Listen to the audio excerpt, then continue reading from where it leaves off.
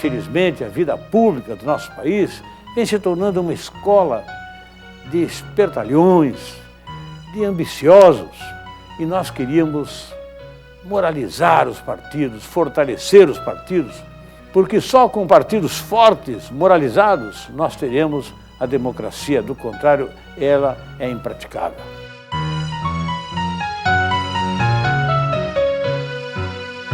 A minha presença aqui eu considero o cumprimento de uma tarefa, de uma missão, o que temos feito nos últimos tempos. Eu não tenho lá essa idade que possa dizer que estou idoso ainda, né? Mas é contar a história do mais importante movimento político que o Brasil teve. E nesse momento difícil da nação brasileira é fundamental que a gente comece de baixo para cima a enfrentar. Enfrentar é necessário. Este governo fascista, dirigido por um analfabeto, ignorante, que está lá, não sabe por quê, segundo ele, o que está fazendo, não conhece as coisas. Perguntado, manda buscar o posto Ipiranga, pergunta para o ministro da Economia, mas que presta um serviço inestimável à sectarização. Aqueles setores da sociedade que defendem a sectarização da vida política nacional. E ele é resultado um pouco disso já, né? Ele foi eleito presidente da República no ódio, estimulando o ódio contra o PT, né, contra o Lula, que armou-se no Brasil uma campanha que nós sabemos hoje com influências enormes até do exterior, para que fosse vitoriosa essa tendência que está desconstruindo o Brasil.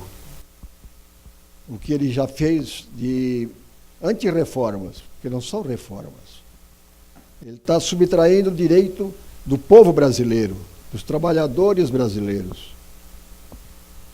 E esses trabalhadores, esses excluídos, só vão sentir a dimensão do mal que ele está fazendo quando forem buscar os seus direitos. Mas a nossa história, companheira, ela tem sido fundamental na construção do Brasil. A história do trabalhismo brasileiro, que é um fio condutor entre Getúlio Vargas, João Goulart e Eleanor Brizola, dentre outras tantas lideranças que nós oferecemos ao Brasil e que foram fundamentais na construção deste país que é hoje a 8ª economia do mundo. Vargas, que pegou o Brasil, uma grande fazenda dominada pelos coronéis, e transformou em 2015 na 15ª potência mundial, através da sua ação, através da seu empreendimento e das realizações, de 30 a 1945. E depois, voltando, eleito pelo povo, de 50 a 54, quando desferiu um tiro no seu coração. E esse período de 30 a 45, nós tivemos a construção de um país que adquiriu a sua soberania. A soberania se adquire através da construção de um modelo econômico que permita o desenvolvimento nacional, a geração de emprego, oferecimento da educação e oferecimento de qualidade de vida para a sua população. Em 1941, ele criou a Companhia Siderúrgica Nacional, que é a fonte, né, do modelo industrial da época, né? Até hoje é importantíssimo, mas era fundamental que o Brasil tivesse esta empresa que foi fundada em 41. Em 42, ele criou a Companhia Vale do Rio Doce, lá em Minas Gerais, e a Companhia Hidroelétrica do Vale do São Francisco. E em 53, a obra mais importante da história brasileira, que foi a criação da Petrobras. Os mais velhos aqui participaram, né, da campanha do Petróleo é Nosso. foi uma luta disforme, enfrentando interesses fabulosos das grandes empresas multinacionais e graças à mobilização popular. O petróleo é nossa, a campanha que se desenvolveu pelo Brasil lá fora, se conseguiu aprovar no Congresso Nacional a Petrobras. E criou em 30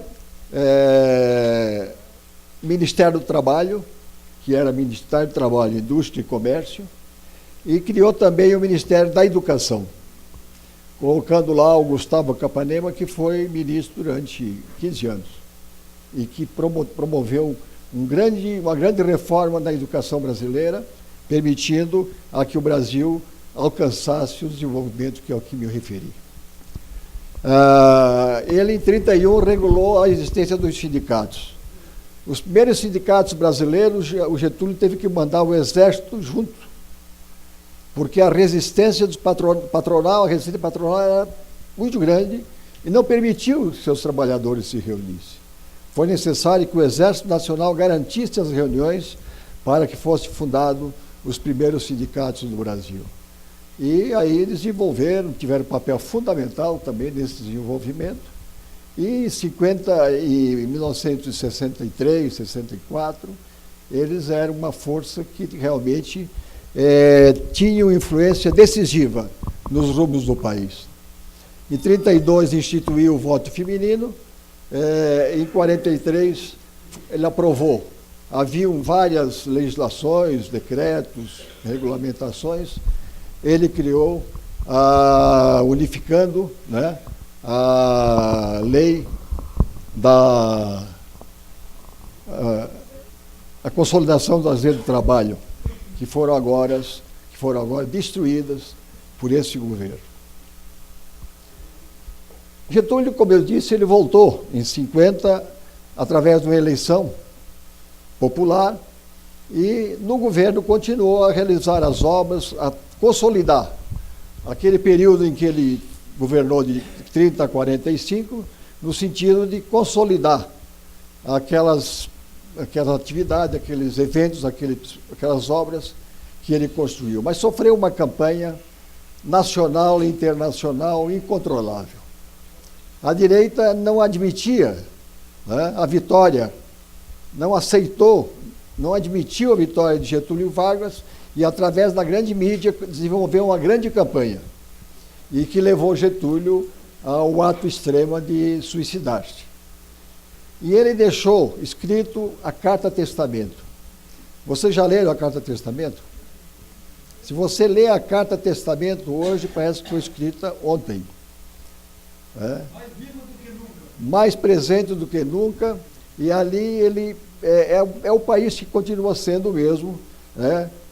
Submetido à ganância do imperialismo, do sistema financeiro, de uma elite que só pensa exclusivamente em si, esquecendo que existe uma nação do tamanho do nosso Brasil. Então, essa Carta Testamento foi um documento que realmente marcou até hoje a nossa história.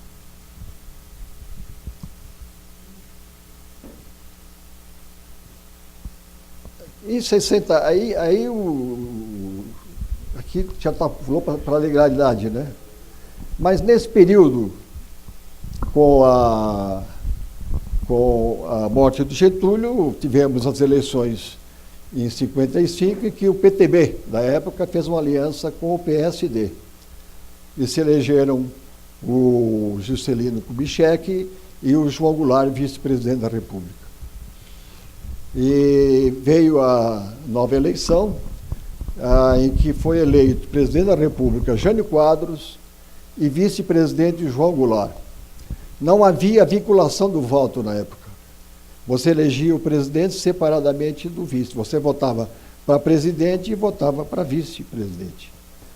O João Goulart era vice-presidente da chapa Marechal Teixeira Lott, né? E o Jânio Quadros tinha outro vice-presidente que era lá de Minas Gerais. Ocorre que ganhou a eleição o seu Jânio Quadros e o João Goulart foi eleito vice-presidente com uma votação superior ao do Jânio Quadros. Fez mais votos do que o candidato a presidente da República. E 21 de agosto veio a renúncia, né, do Jânio Quadros. E o Jango fazia uma visita oficial à China, lá se encontrou com o presidente da época, Mao Tse-tung, e por esse motivo, setores militares, setores do empresariado nacional, alegaram que o Jango não podia assumir a presidência porque era comunista, porque estava na China. Isso não era a regra no Brasil, essa interrupção democrática. O Brizola, que então era governador do Rio Grande do Sul, ele começou a telefonar, consultar o que estava vendo. Se na realidade era para valer essa tentativa de impedimento da posse do presidente João Goulart. E confirmou-se.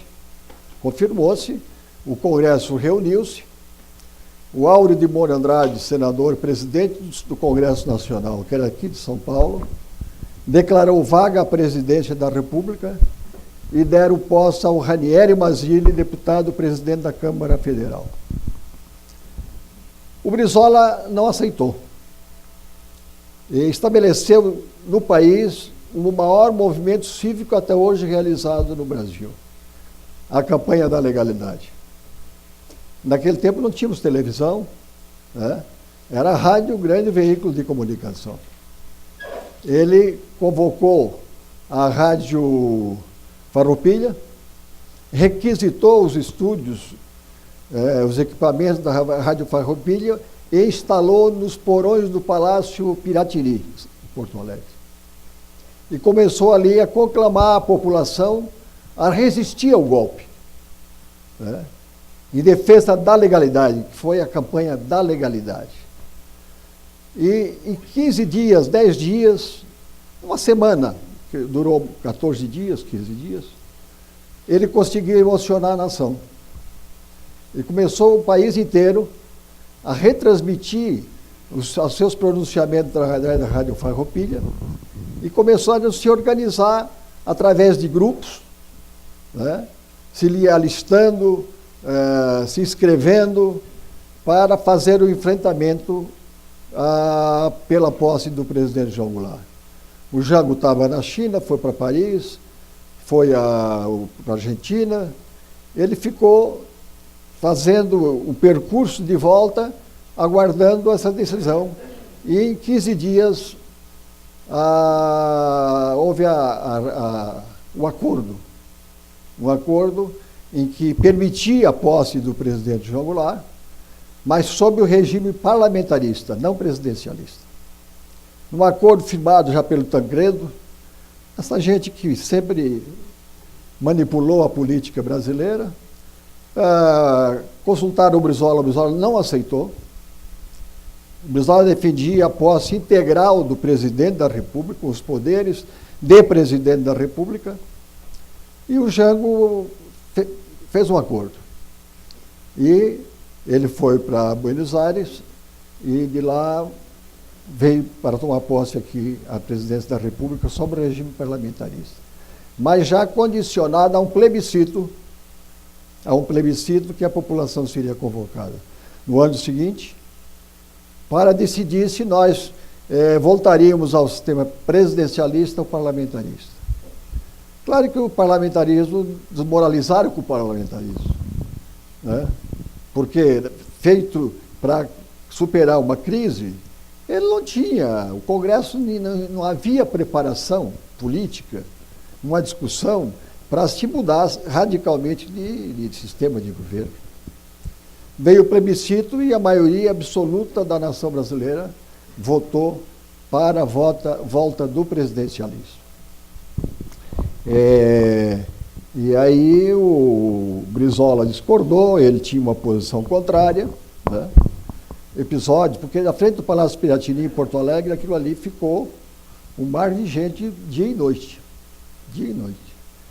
E quando o Tancredo telefonou para o Brizola, que estava indo buscar o Jango em Buenos Aires, disse que ia parar, ia aterrissar em Porto Alegre para pegar o Brizola para ir junto.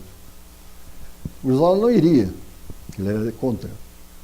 E aí ele foi para o aeroporto com a polícia, a tropa, brigada, no caso do Rio Grande do Sul, e ia prender. Ia prender o Tancredo e a comitiva, porque ele não aceitava esse golpe dentro do golpe. Mas, como ele diz, eu acho que o Tancredo, muito esperto, o avião não parou em Porto Alegre, foi direto para Buenos Aires, pegaram o Jango, voltaram para Porto Alegre, e o Brizola, quando o Jango chegou, disse a ele, olha, eu estou transmitindo aqui o controle do movimento, a liderança do movimento, e eu vou descansar porque eu estou há 5, 6 dias sem dormir. O Jango não teve condições de ir para a frente do Palácio Piratini e falar com a população, porque a população, a essa altura, já sabia do acordo que havia sido feito. Aí o Brizola acompanhou o Jango, foram para a sacada do Palácio Piratini, e mesmo com algumas vaias, com algumas resistências, né, o Jango veio a Brasília no dia seguinte e tomou posse como presidente da República. O Brizola não veio. O Brizola veio aqui uns 15 dias, um tempo mais tarde, e que tentaram o famoso atentado contra o Brizola, né? Tentar o avião, tem um nome que eu me esqueci agora, a operação para tentar derrubar o avião do Brizola. Então, a legalidade foi isso e deu a posse ao João Goulart, que a partir daí começou-se um grande movimento nacional. A UNE, que era organizadíssima, a UBS, os sindicatos, a Igreja Católica Progressista, né? Os movimentos sociais, as organizações sociais, começaram a ir para a rua cobrar as reformas de base. Porque o partido das reformas é o nosso.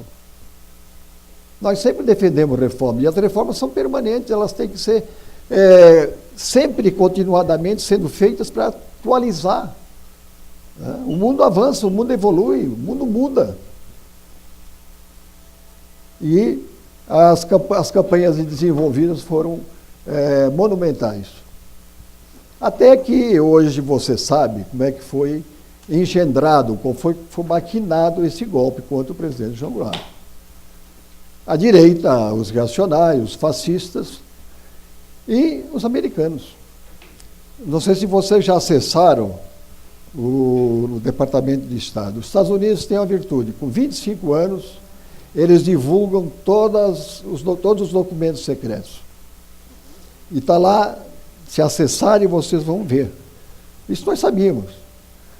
Vão lá assistir, era embaixador no Brasil, Lincoln Gordon, que está lá a gravação dele falando com o presidente Kennedy, depois com o Lyndon Johnson, mataram o Kennedy, tratando da vinda de armas para o Brasil para a deposição do presidente João Goulart. Tinha que tirar o Jango. Não porque o Jango fosse o mal, mas o Jango não tinha pulso para controlar os comunistas que iam assumir o poder. Já bem naquela época. E está lá registrado oficialmente que foi. E o Lincoln Gordon se reunia pública abertamente no Brasil defendendo o golpe. E que foi desfechado em 1964, né? E que o Ibope da época, se vocês acessarem o jornal O Globo, na abertura democrática está lá uma pesquisa que eles mandaram fazer em 64. Só publicaram depois da anistia. Em que o Jango tinha um apoio de 68, 78, agora não estou bem lembrado, de apoio da população. E a maioria diz que iria eleger o presidente. Então, o golpe, ele representou um retrocesso. Através de uma mobilização muito grande, a Marcha de Deus pela Família, né, em que convenceram essa classe média, né, a elite brasileira, os dondocas do Brasil, a participarem dessa grande movimentação que foi feita no Brasil pela deposição do presidente João Goulart, e que depois iniciou com um golpe que, historicamente, o Brasil tinha como como modelo, devolver em seguida o poder aos civis. Em 67, nós tivemos uma nova Constituição. Eu fui constituinte e nós foi feito em 68 uma nova Constituição, mantendo eleições para deputados federais, estaduais, mantinha presidente da República indireto, governo presidente de capitais, cidades, fronteiras, sob alegação de segurança nacional, e até que chegou 1968. Com a doença do Costa e Silva, o grupo mais sectário, mais radical das Forças Armadas aproveitaram a fragilidade do presidente e estabeleceram e publicaram em dezembro de 68 o ato institucional número 5. Criaram ali um triunvirato e a partir daí estabeleceu-se um regime de exceção com todo o vigor, aonde nós, a maioria que participou ainda viu, aonde foram cassados mandatos, aonde foram torturados milhares e milhares de brasileiros, mortos, desaparecidos, exilados. Agora uma coisa, a maioria dessa gente que deu em holocausto a sua vida pelo país eram trabalhistas. Era do antigo Partido Trabalhista Brasileiro, que tinham uma construção no sentido de defender a soberania nacional, defender a pátria e o compromisso com os trabalhadores, com os excluídos, com os pobres e os miseráveis. Então, aquilo que a gente assistiu depois, até a anistia, que permitiu e tornou-se incontrolável, com as grandes manifestações que ocorreram também, com a redemocratização do Brasil, que aí tivemos a Constituição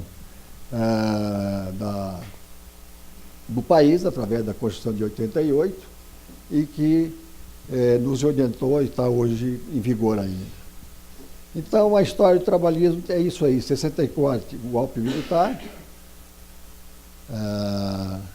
Vivemos de 64 a 85 a ditadura militar. E em final de 65, extinguiram os partidos políticos. Por quê? Em 65 houve eleição para governadores ainda. E havia uma aliança histórica entre o PSD e o PTB no Brasil. Então nós nos aliamos, na maioria dos estados, PSD e PTB, que ganharam a maioria das eleições. E aí o pessoal lá, o ditador de plantão, fica, mas o que é isso? Nós fizemos uma revolução para acabar com isso e os caras ganham a eleição na nossa cara? Vão anular a eleição. Aí chegou lá um gênio e disse, não, presidente, não precisa anular as eleições, acaba com os partidos. Em 65, final, acabaram com os partidos políticos e criou-se em seguida a Arena e o MDB. Arena 1, Arena 2, Arena 3. Porque não cabia tudo essa direita dentro de um partido só. Então criaram 3 arenas, legendas e sublegendas. E nós, trabalhistas, fomos para o MDB, não tínhamos alternativa. Aqueles que estavam no Brasil tinham que fazer o enfrentamento através, porque eles não podiam fechar também e acabar com os partidos e fechar o Congresso, porque o discurso era de democracia, garantia a democracia. Estamos falando hoje. A garantia à democracia. Como é que você tem democracia se não tem parlamento? Se não tem eleição? Também tiveram. E aí, com o fim dos partidos, nós criamos. Em 68, nós fizemos uma convenção nacional do MDB para acabar com o MDB. Porque ele era proibido de ganhar a eleição. Ele não podia ganhar a eleição. Ele estava ali para... Era o partido do sim e o partido do sim, senhor. Então, a história tem esses descaminhos que a gente... E aí, em 78, veio a emenda constitucional número 11, que definiu as regras da legislação eleitoral, onde foi estabelecido que os partidos, para sobreviverem, tinham que cumprir a cláusula de barreira, 5% dos votos. Era um processo democrático que a consulta popular se fazia diretamente. O povo ia dizer quantos partidos eles queriam. Eu não estou bem certo, mas acho que foram 8 ou 9 partidos que conseguiram cumprir a cláusula de barreira, entre eles o nosso PDT. E aí o grande mal que o Supremo fez para o país foi acabar declarando inconstitucional esse artigo da Constituição que criava a cláusula de barreira, e nós teríamos hoje poucos, hoje nós estamos aqui com 40, 50 partidos, que é feito de propósito pelo sistema dominante para desmoralizar os partidos. A ferramenta da democracia é o partido político. Então é jogar tudo numa vala só, é tudo sem vergonha, ninguém presta, e não tem diferença entre um e outro. E chegamos a esse caos que hoje nós estamos vivendo. E aí nós tentamos reorganizar o PTB, né? Mas numa manobra palaciana, perdemos a sigla. Nós fundamos o PTB na reunião de Lisboa, né? Encontro de Lisboa, e depois fizemos aqui uma convenção para formalizar essa criação do partido e fomos registrá-lo no Tribunal Superior Eleitoral. Nós fizemos uma vigília na frente do Tribunal Superior Eleitoral. Não posso dizer se foi um mês, foi um tempo bastante longo, em que nós nos revezávamos na frente e na porta do Superior Tribunal Eleitoral, porque a lei diz que, pela ordem de ingresso, é que é concedido o registro. O chefe da Casa Civil, que era o mentor intelectual da ditadura, o Golberildo Couto e Silva, foi pelos fundos, pela porta dos fundos, e entrou com o registro do partido PTB pela Ivete Vargas. E quando nós chegamos lá, não tem, já tem PTB. Aí tivemos que voltar e fazer um grande debate se participaríamos ou não do processo. Tinha muita gente que dizia que nós não deveríamos participar. E decidiu-se pela formação, e aí veio a criação do PDT, Partido Democrático Trabalhista. A sugestão democrática foi dada pelo cardeal Arnes, numa conversa que ele teve com o Brizola, lá na casa do Hotel de Andrade, no Rio, e ele sugeria ao Brizola que incluísse a palavra democrático E aí o nosso estatuto, né? Aí estabelecendo as nossas prioridades, os nossos compromissos, que estão ali elencados. Criança, né? O Brizola dizia, só quem pode ter privilégios no Brasil é criança. Mais ninguém pode ter privilégio. E vem depois os negros, os indígenas, os trabalhadores, o meio ambiente, aquele elenco que está lá. Já leram o Estatuto do Partido? Quem não leu? Leram o Manifesto do PDT? Carta de Lisboa? Que são os documentos básicos do nosso partido, né? Ali estão consignados o que nós defendemos, as lutas pelas quais nós empreendemos em defesa de um país soberano, né? De um país justo, igual.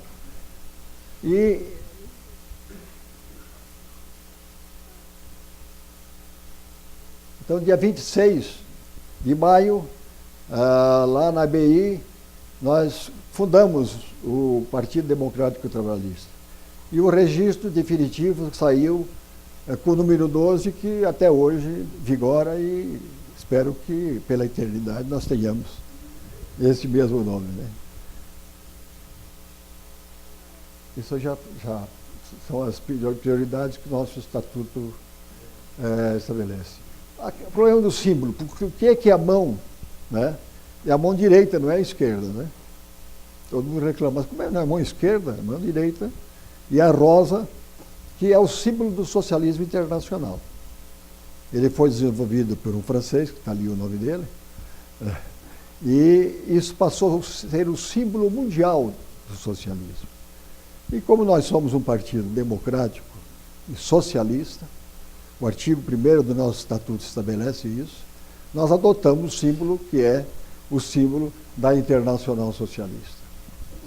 E depois disso nós tivemos também outras coisas importantes na vida do partido, que foram os governos do companheiro Leirão Brizola lá no Rio de Janeiro, e que teve uma passagem revolucionária, no sentido de que ele priorizou nos seus governos a educação, né, como fundamento indispensável para qualquer desenvolvimento, como políticas públicas capazes de resgatar o excluído, o pobre, o trabalhador, com o conhecimento permitir que todos tenham acesso à igualdade, ao trabalho, ao emprego, e precisamos construir um país que é a 8ª economia do mundo, um país igual.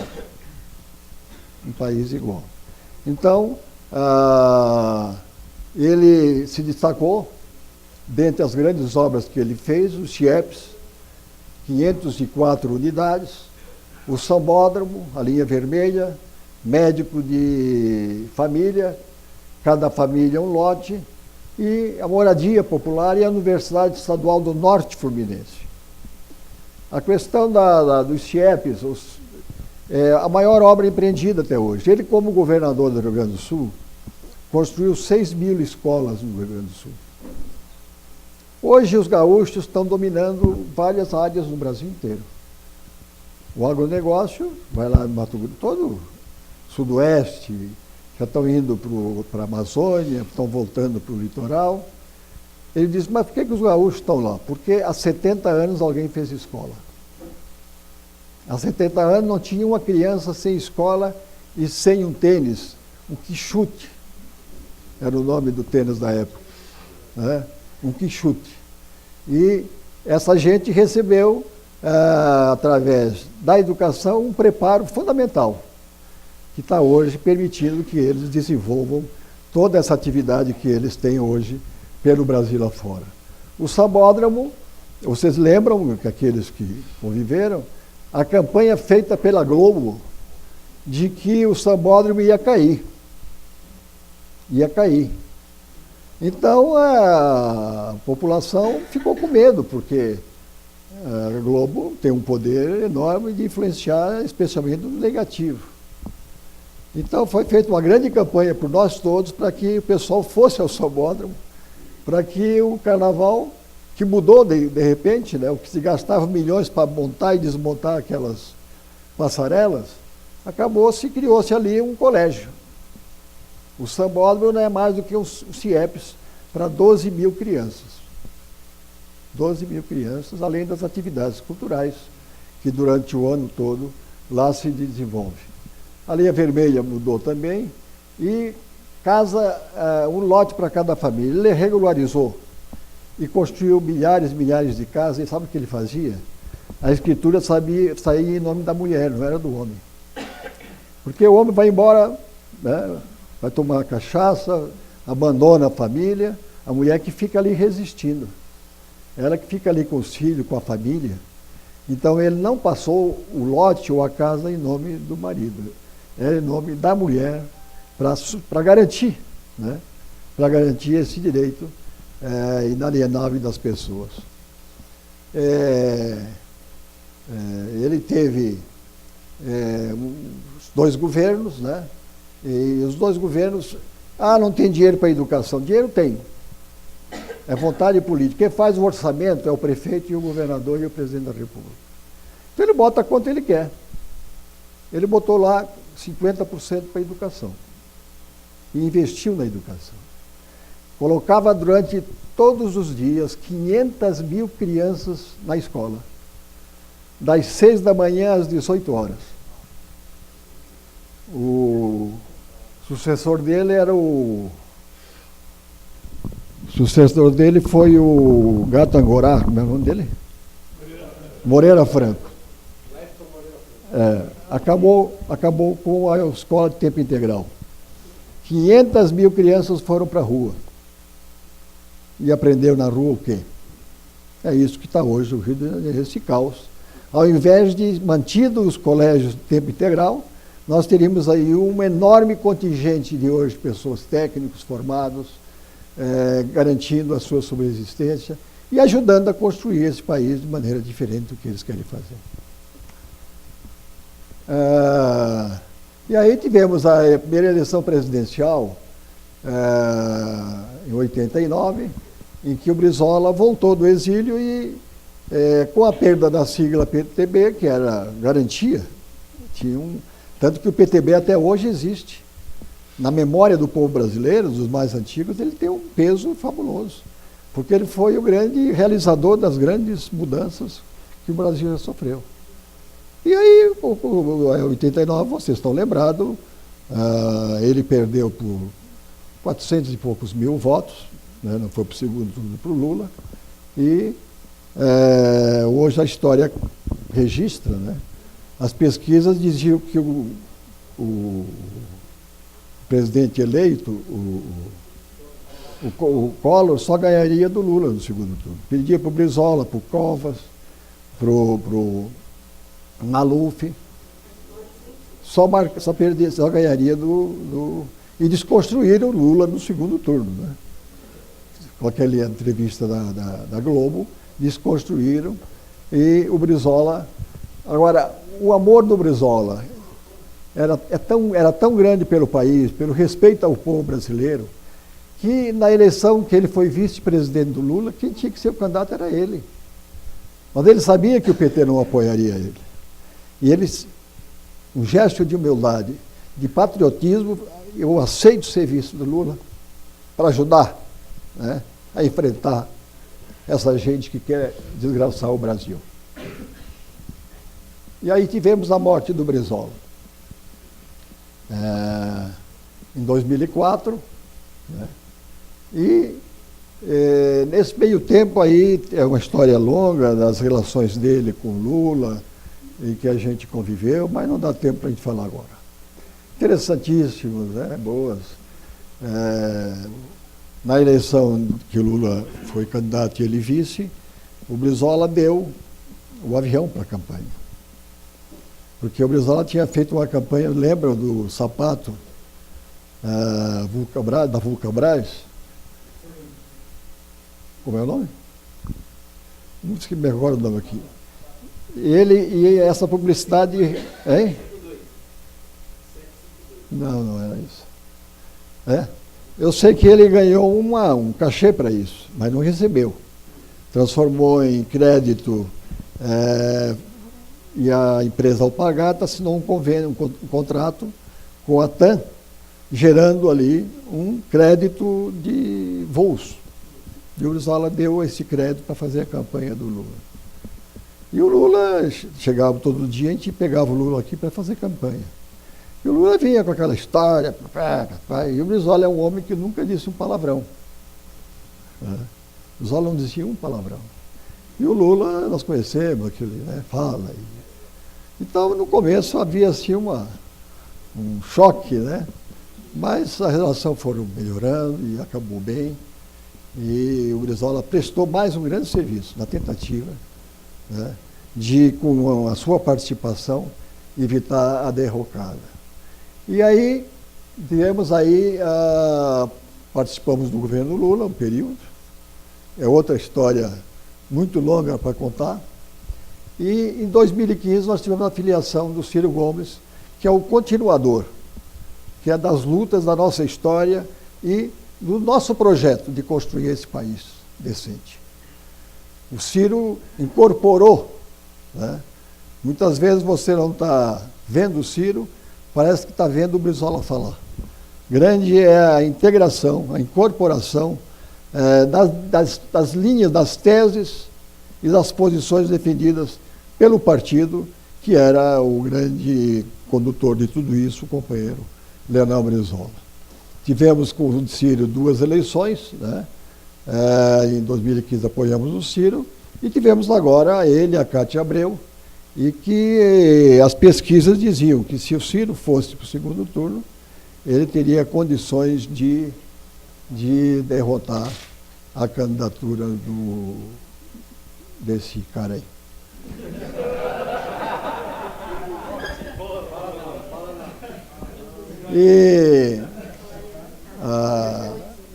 Então, e agora E nós não aprendemos, companheiros. Nós já tivemos no Uruguai a Frente Ampla, que manda até hoje resultado da unificação do campo popular. A Argentina nos deu uma lição. A Kirchner saiu da frente, recolheu-se e viabilizou a vitória que vamos ter agora, estrondosa, na Argentina, da volta lá do peronismo, do Partido dos Trabalhadores lá. E nós aqui insistimos na divisão, Deus queira. Eu não sei se nós vamos ter ainda em 2022 a unidade das forças populares. Tem um ditado aqui no Brasil, há muito tempo se diz, a esquerda brasileira só se unifica na cadeia. E eu estou vendo, não sou pessimista, eu estou vendo. Quer dizer, o país está sendo vilipendiado, assaltado, e nós insistimos de manter essa nossa divisão. E temos agora, companheiro, nós estamos aí lançando pela Fundação o projeto trabalhista. Porque nós estamos a um ano da eleição, como eu falei. Nós não temos ainda as chapas de vereadores. Não vai ter mais coligação.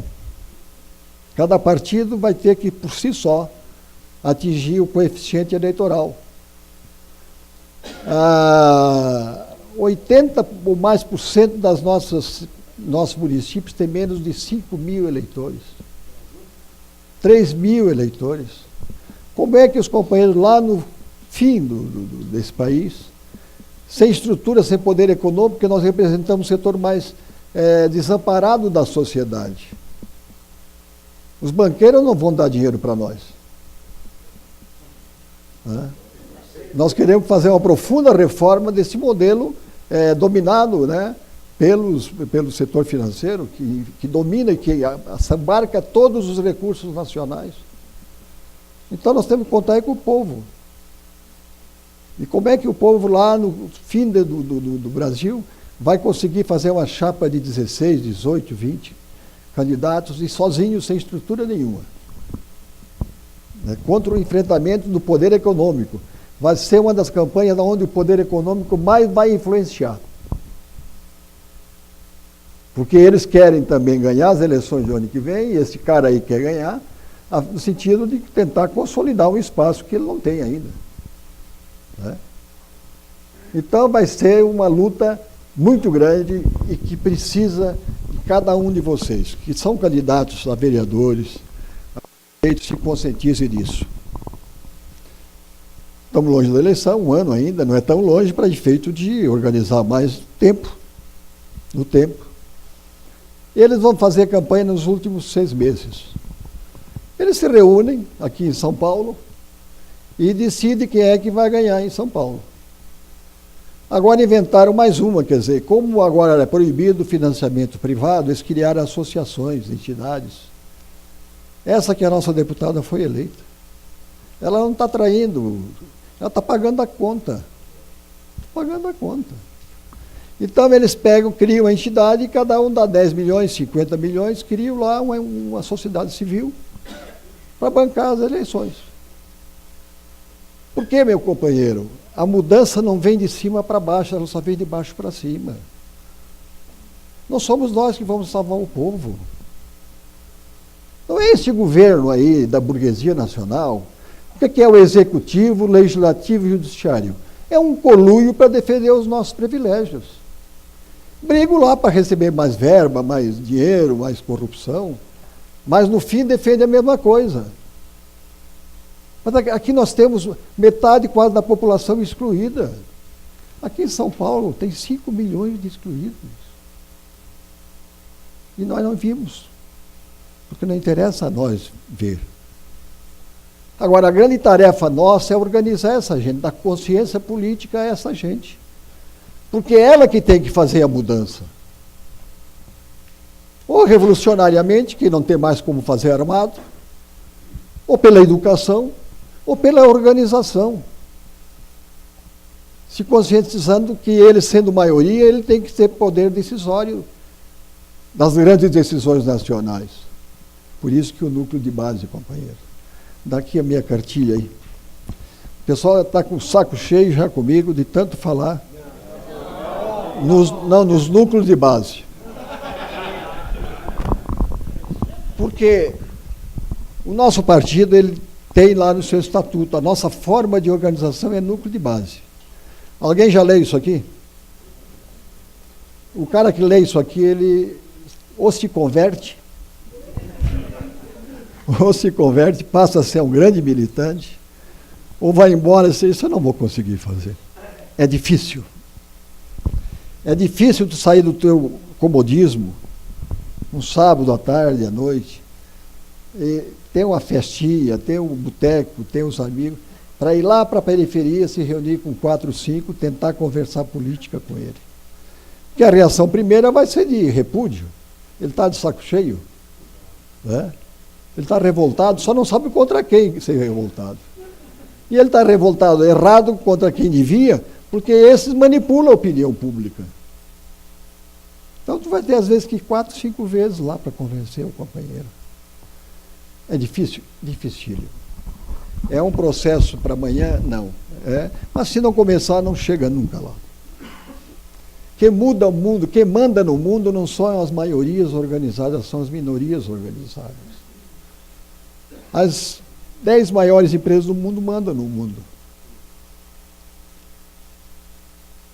As grandes mudanças no mundo todo foram feitas por minorias, as revoluções foram feitas por minoria russa, chinesa, cubana, francesa.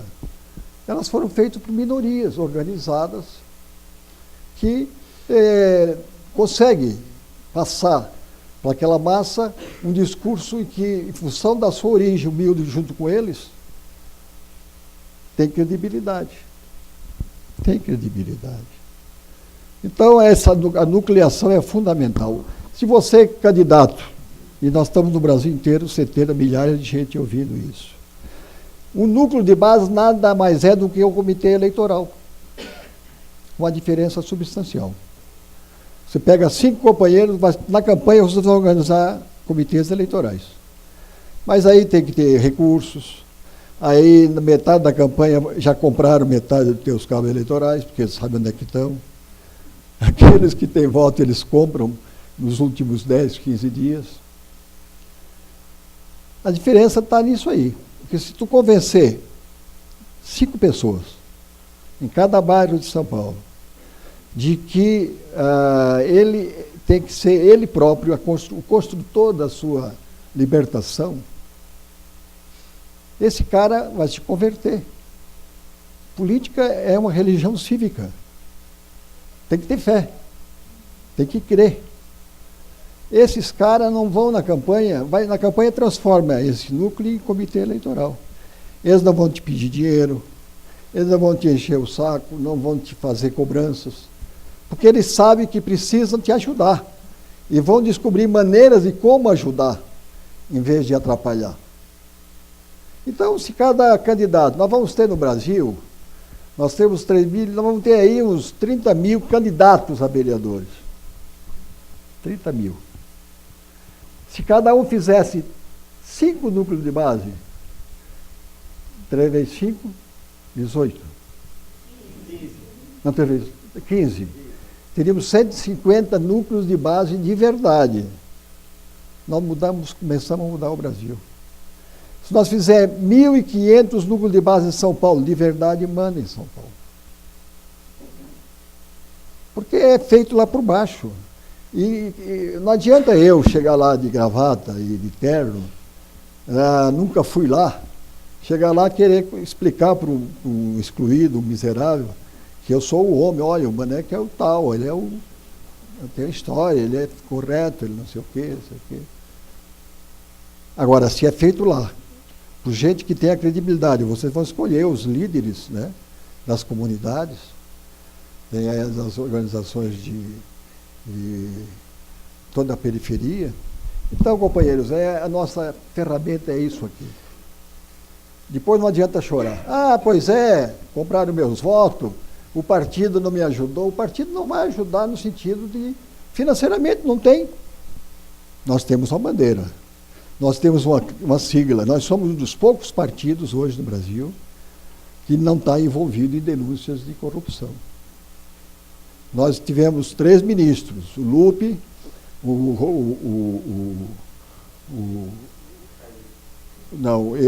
e o Lupe fomos ministros do Trabalho, e tivemos ministro das Comunicações, o André, que é hoje nosso líder na Câmara Federal.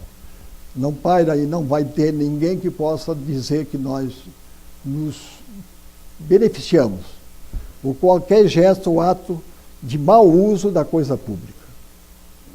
Então, isso são valores importantes, mas que não muda nada. Aquele que está passando fome, aquele que não tem emprego, quer saber se eu fui ministro. Ele quer saber se ele está hoje comendo e empregado e tendo como alimentar a sua família. Por isso, companheiro, nós temos aí uma tarefa hercúlea. O trabalhismo é hoje, de novo, como tem sido na história do Brasil, um instrumento político, partidário, ideológico, para recomeçar, para fazer o enfrentamento dessa gente que quer desconstruir o Estado. Estão desconstruindo. Acabaram com o Ministério do Trabalho, que é uma iniciativa capitalista, não é socialista. O Ministério do Trabalho existe para fazer a intermediação entre o capital e o trabalho, para abrandar, fazer ali botar panos quentes. Acabaram com a legislação trabalhista, que também é um instrumento do próprio capitalismo, porque regulando, né? A lei da Previdência Social é um embuste. Primeiro que a reforma trabalhista ia gerar, o ministro dizia 12 milhões, o outro dizia 10 milhões de empregos. Onde é que estão? Se não aprovasse a reforma da Previdência, o mundo acabava. Desde quando retirar meio circulante, tirar dinheiro do mercado vai gerar desenvolvimento? Nós estamos agravando a situação. Vão acabar com a Justiça do Trabalho, né? Então, com essa nova medida provisória 881, né, liquidando o que restou, que não conseguiram fazer na outra reforma da legislação trabalhista. Acabando com normas reguladoras, acabando com a segurança do trabalho, que são medidas fundamentais para o próprio capitalismo. Porque um trabalhador que se acidenta, não vai trabalhar, cria uma disfunção ali dentro da empresa. Se for um técnico, muito mais. Afeta a produtividade. Então, são instituições de sobrevivência desse modelo que nós estamos vivendo aí. Eles podem estar apressando uma mudança mais radical. Porque na medida em que eles também frustram, porque, infelizmente, para nós todos, especialmente para o povão, nós não vamos ter nenhum crescimento este ano e o ano que vem. Vai aumentar o desemprego, o desespero e a desesperança. Com o que ele está fazendo com relação ao meio ambiente. O Brasil nunca foi tão desmoralizado como está sendo hoje. Quem é que vai investir no Brasil com essa insegurança de um homem que não tem compromisso com nada, a não ser com a sua família? Que o grande mérito ali é o cara ser embaixador, é o cargo mais importante da relação exterior do Brasil, porque sabe fazer cachorro-quente, não, hambúrguer. Quer dizer, ele nunca fez hambúrguer na vida dele, coisa nenhuma. Então, companheiros, eu queria, encerrando essa conversa, né, entre amigos aqui, entre nós, pouco tempo, porque nós temos aí muita coisa, são histórias que não são registradas, porque a versão que a história conta não é a versão nossa. Quem escreve a versão oficial é o vencedor. O vencido não escreve. Então, a nossa versão, que é a versão do povo brasileiro, essa nós estamos aqui contando e vamos contar entre nós. E temos obrigação de deixar registrado isso em livros, em mensagens, em gravações, para que a memória não se esqueça de que no Brasil nós tivemos pessoas, governos e mártires que deram as suas vidas em defesa de um país justo e democrático. Então, companheiros, o PDT é essa alternativa, o Ciro está correndo o Brasil. Agora, tem um ditado popular que diz: olha, o santo é muito bom, o Ciro é muito bom, mas se não tiver quem carregue o andor, o santo fica no barranco. E nós temos que carregar esse santo, porque ele tem a proposta correta, está aí. A pessoa minimamente consciente da sua responsabilidade sabe que a proposta do Ciro é uma proposta que não vem contra ninguém, pelo contrário, vem fortalecer a economia nacional, vem gerar o desenvolvimento nacional com a modernização do nosso parque industrial, com a adoção e o uso das novas tecnologias indispensáveis para qualquer desenvolvimento. Se não tirar o país do momento em que vive, em que nós perdemos 20% do nosso parque industrial, nós não evoluímos quando vivemos os anos do Lula, com dinheiro circulando, dinheiro no mercado, consumiu tudo que se produzia, ninguém se preocupou em modernizar o seu parque industrial. Estamos agora um parque industrial que não compete, não tem como competir no exterior. Poucas empresas competem. Não fosse a produção de aves, suínos e carne, que está sustentando a nossa bolsa e o nosso país, né? E quanto mais chineses nascerem, melhor. Já são lá 1 bilhão e 400 milhões de chineses, que certamente vão manter esse nível de consumo que vai nos dar uma folga, mas não resolve o problema. 10% do PIB no máximo. Não resolve. Então, companheiro, é isso aí.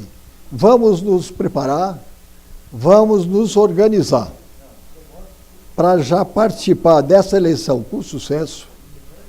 A vitória não será só eleitoral, é da causa.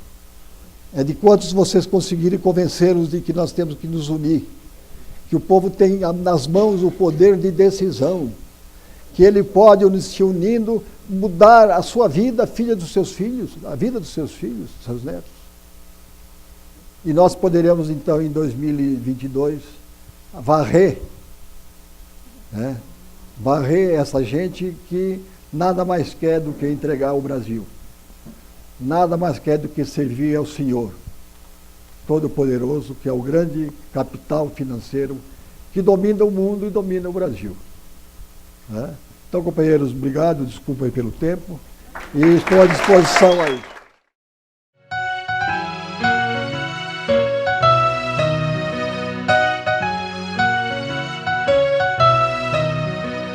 Infelizmente, a vida pública do nosso país vem se tornando uma escola de espertalhões, de ambiciosos, e nós queríamos moralizar os partidos, fortalecer os partidos, porque só com partidos fortes, moralizados, nós teremos a democracia. Do contrário, ela é impraticável.